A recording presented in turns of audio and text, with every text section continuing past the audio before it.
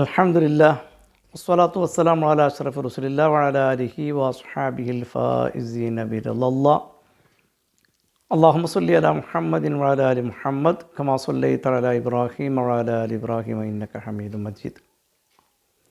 റബീഉ ചിന്തകൾ. ഹബീബ് സല്ലല്ലാഹു അലൈഹി വസല്ലമ തങ്ങളുടെ ജന്മദിനം കൊണ്ട് അനുഗ്രഹീതമായ റബീഉൽ അവ്വൽ നമ്മിലേക്ക് സമാഗതമായിരിക്കുകയാണ്.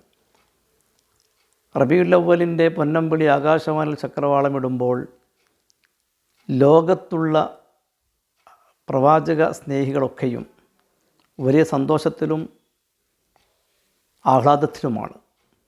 എന്തുകൊണ്ടെന്നാൽ അവരെക്കുറിച്ച് അറിയുക, പറയുക, പഠിക്കുക, പഠിപ്പിക്കുക, ഇത് ജീവിതത്തിൻ്റെ ഒരു ലഹരിയാണ്.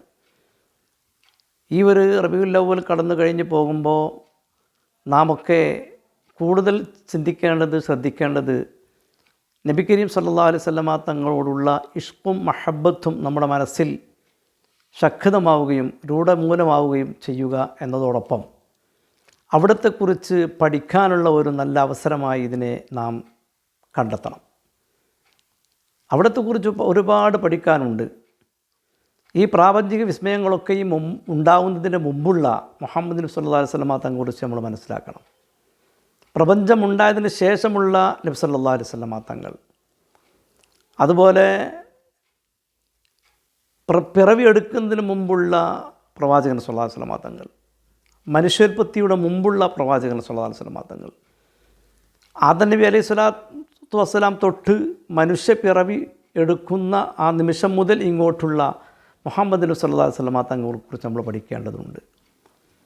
അങ്ങനെ പ്രവാചക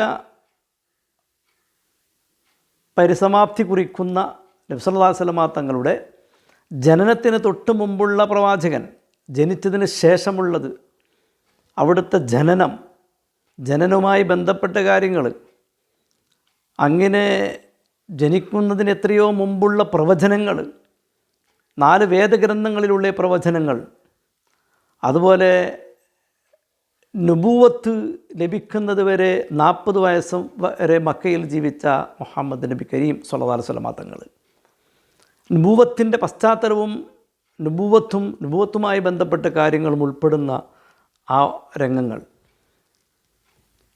പിന്നെ നുബൂവത്തിന് ശേഷമുള്ള 23 വർഷത്തെ അവിടുത്തെ ഹിജറയ്ക്ക് ശേഷം, ഹിജറയ്ക്ക് മുമ്പ്, അങ്ങനെ തുടങ്ങി വഫാത്ത് വരെ, വഫാത്തിന് ശേഷവും, ഇനി മഹ്ശറയിൽ വരെ സത്യവിശ്വാസികൾ തമ്മിൽ കണ്ടുമുട്ടുന്ന നിമിഷം വരെയുള്ള ദീർഘമായ ഗവേഷണാത്മകമായൊരു പഠനം നടത്താൻ ഒരു വിശ്വാസി ശ്രമിച്ചാൽ നമുക്ക് അത്ഭുതം കൂറുന്ന തരത്തിൽ ഒട്ടനവധി കാര്യങ്ങൾ പ്രവാചകനെക്കുറിച്ച് പറയാനും പഠിക്കാനും, അത് അവിടത്തോടുള്ള നമ്മുടെ മനസ്സിലുള്ള ഇഷ്കും മഹബത്തും വർദ്ധിക്കുവാനുമൊക്കെ കാരണമാവും. ഈ റബീഉൽ അവ്വൽ കടന്നു പോകുമ്പോൾ അതിനായിരിക്കട്ടെ നമ്മുടെ സമയങ്ങൾ, നമ്മുടെ ചിന്തകൾ, നമ്മുടെ പ്രവർത്തനങ്ങൾ, അതോടൊപ്പം അവിടത്തേക്കുള്ള സ്വലാത്തുകളുടെ വർധനവാവട്ടെ എന്ന് ഈ സന്ദർഭത്തിൽ ഒരു ഓർമ്മപ്പെടുത്തൽ നടത്തി. ഇൻഷാ അല്ലാഹ് നബി സല്ലല്ലാഹു അലൈഹി വസല്ലമ തങ്ങളെക്കുറിച്ച് കൊച്ചു കാര്യങ്ങളെ പറയാൻ അള്ളാഹു നമുക്ക് തൗഫീഖ് പ്രദാനം ചെയ്യട്ടെ. അസ്സലാമു അലൈക്കും വറഹ്മത്തുള്ളാഹി വബറകാതുഹു.